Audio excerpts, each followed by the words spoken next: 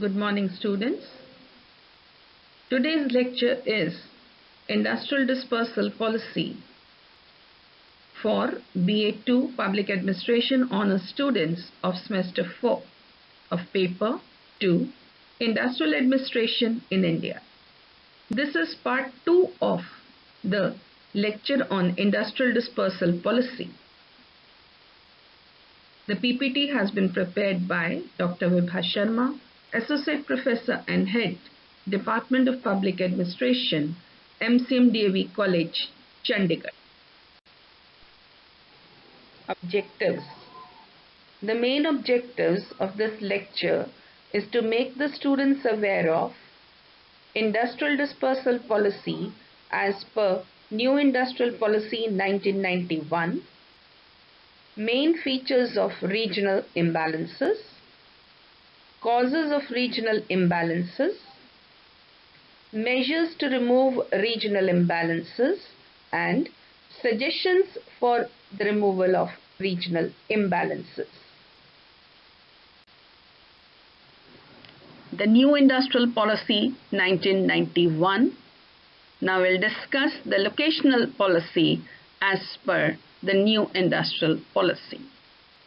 The desire to promote the dispersal of industries gathered momentum during the 1970s and continued with greater force during the 1980s. Since the mid-80s, the public sector industrial policy gradually lost its momentum in the growth because of its inefficiency, and the objective of balanced regional development was not achieved due to the setting up of industries in less developed regions did not have any significant impact on the industrial or overall economic growth in these regions. The industrial licensing and location policy resulted in fragmented and underutilized capacity and thus led to the concentration of industries in a few pockets and regions of the country. Reservation of product lines for small-scale sector prevented the development and use of modern technology and resulted in low-quality products. Industrial sickness was widespread in small, medium and large-scale sectors due to restrictions imposed by the government on the entry and exit of firms, retrenching of labor, selling factories and acquiring and selling land. In locations other than cities of more than 1 million populations, there will be no requirement of obtaining industrial permissions from the government, except for industries subject to compulsory licensing.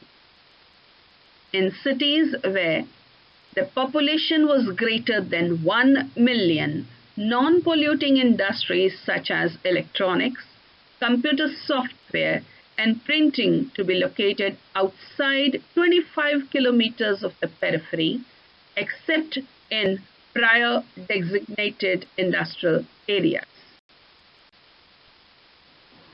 A flexible location policy was adopted in respect of such cities, that is, with a population greater than 1 million, which require industrial regeneration. Zoning and land use regulation and environmental regulation to continue to regulate industrial locations. Appropriate incentives and the design of investments in infrastructure development to promote the dispersal of industry, particularly to rural and backward areas, and to reduce congestion in the cities. Main features of regional imbalances. Differences due to geographical location. States situated in the periphery of the country like Punjab, Maharashtra, Gujarat, Andhra Pradesh and Tamil Nadu have witnessed rapid economic development as compared to those which are situated in the center, such as Bihar, Orissa, Madhya Pradesh, Uttar Pradesh, etc. Economic development in these states have been low. Difference in area and population. Development in large states like UP, MP, Bihar, having large areas and large population, have been slow, whereas small and medium states like Goa, Panjab and Haryana grew rapidly. Difference in industrial development. States like Gujarat, Maharashtra and Tamil Nadu have maintained their prominence in the industrial development. West Bengal, which was a prominent state industrially, has lost its shine. Bihar, Orissa, etc. are industrially underdeveloped. Geographical factors. Certain areas suffer due to infertile land, excessive rains, droughts, famine, extreme weather conditions. This causes disparities in them. Poor infrastructure. Some states lack infrastructural facilities like power, dams, irrigation facilities, etc. So industry was not developed in these areas. Industrial houses prefer areas where the infrastructural facilities are good. Wrong allocation of resources under the plans. Some states got less per capita allocation under the 5-year plan. On the other hand, developed states get more per capita allocation under the plans. Historical factors. Location of industries during the British era was limited to only some areas due to the presence of railway links. Industry was also developed as per the British requirements and needs.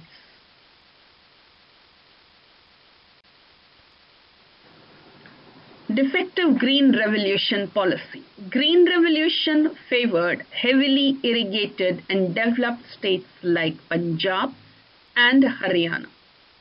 States like Rajasthan did not benefit from the Green Revolution because of the lack of adequate irrigation facilities.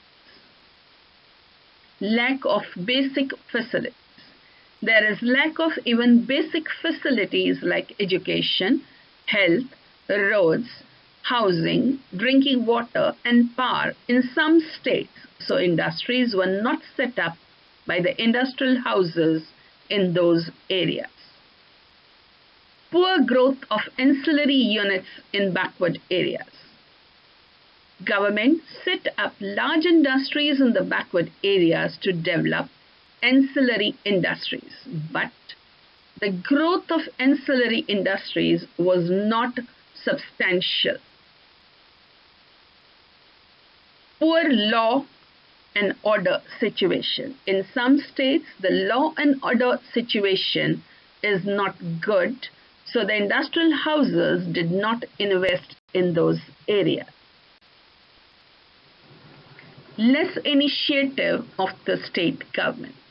State governments of Bihar, Orissa did not devote much attention to the economic growth of the state.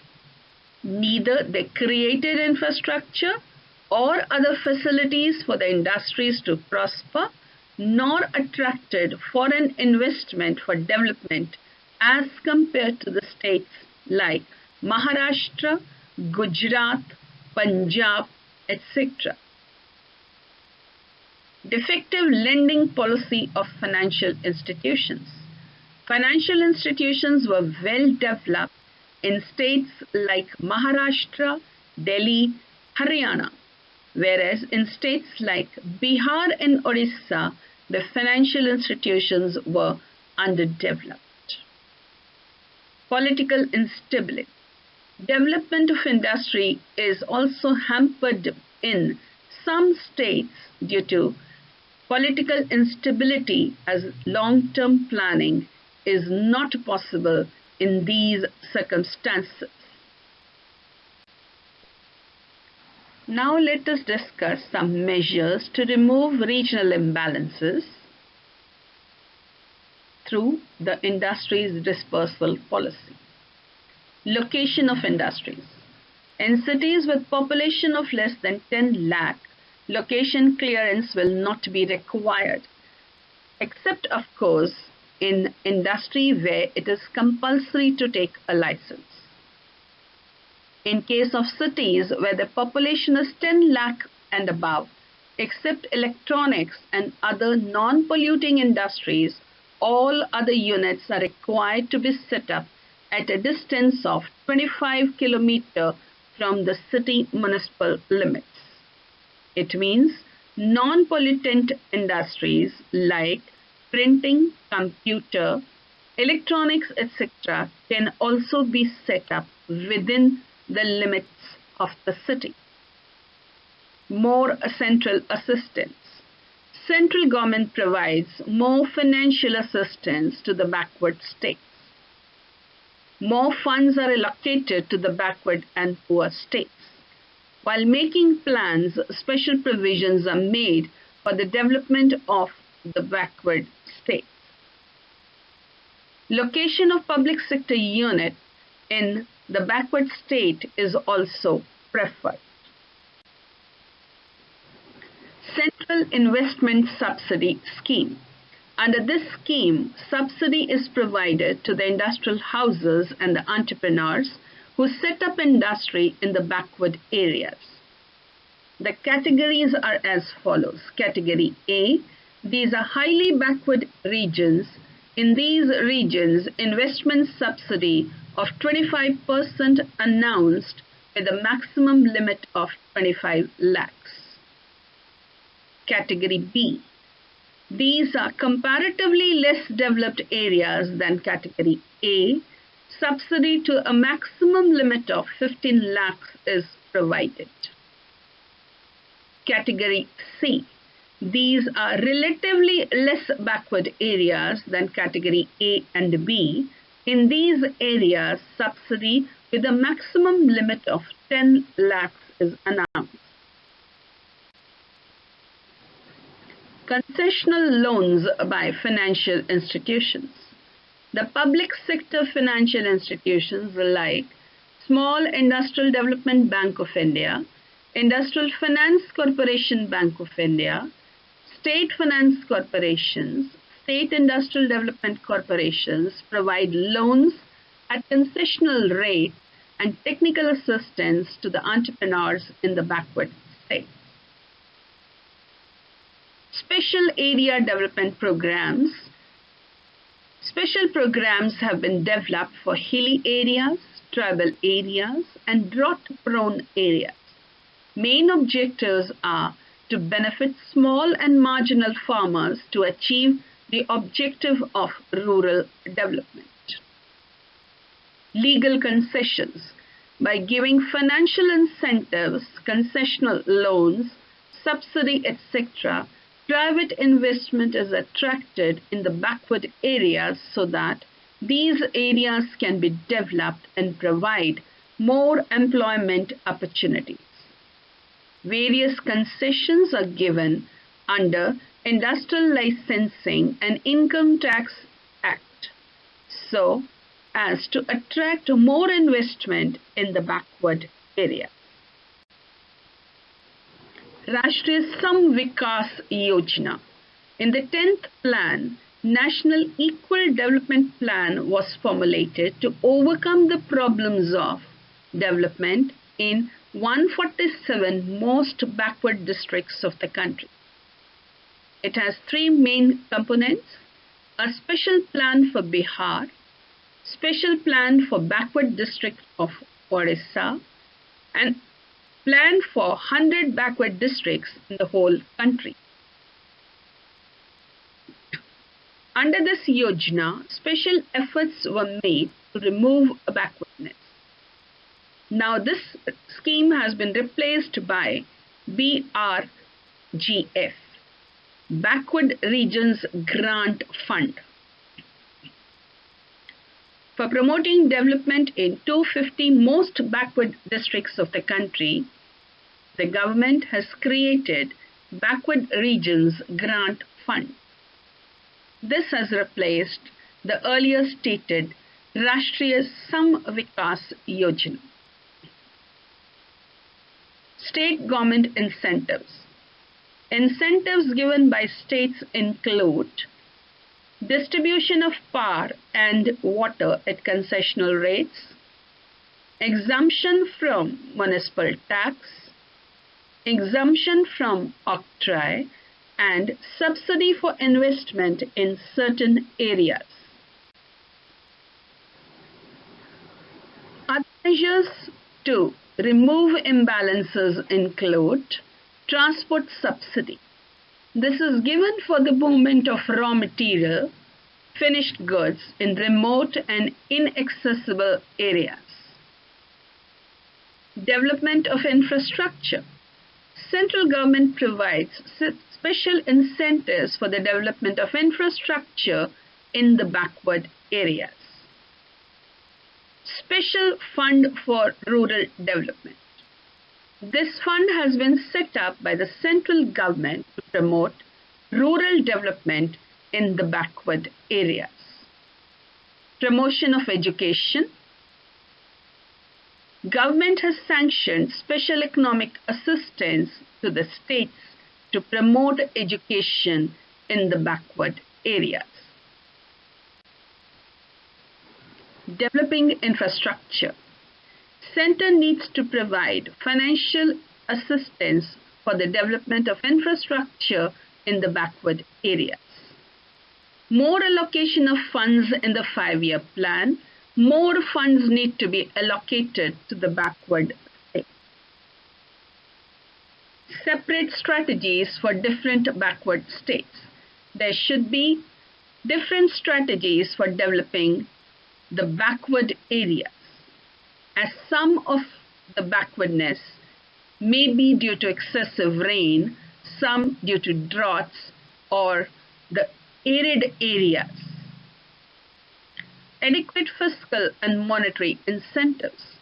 Government should provide more tax concessions, tax holidays, subsidies for setting up industrial units in the backward areas.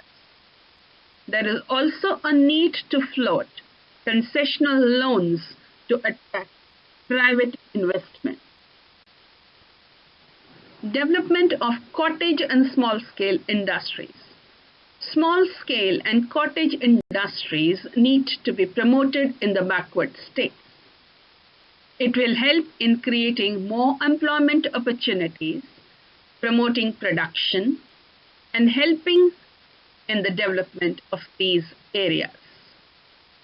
Development of public sector enterprises.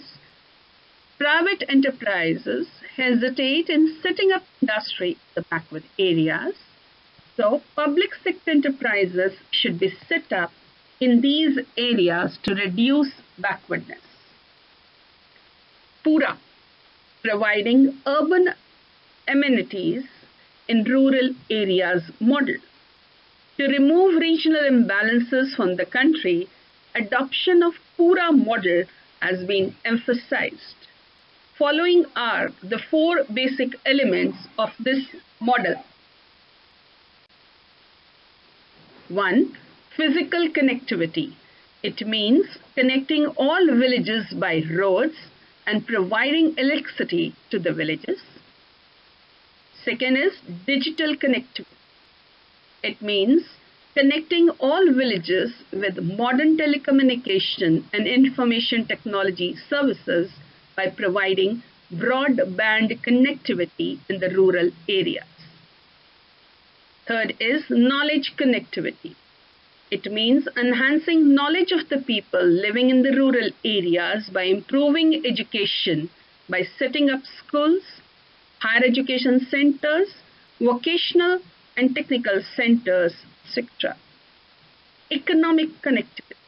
It means providing marketing, banking, warehousing, insurance facilities, etc. in the rural areas. Thank you.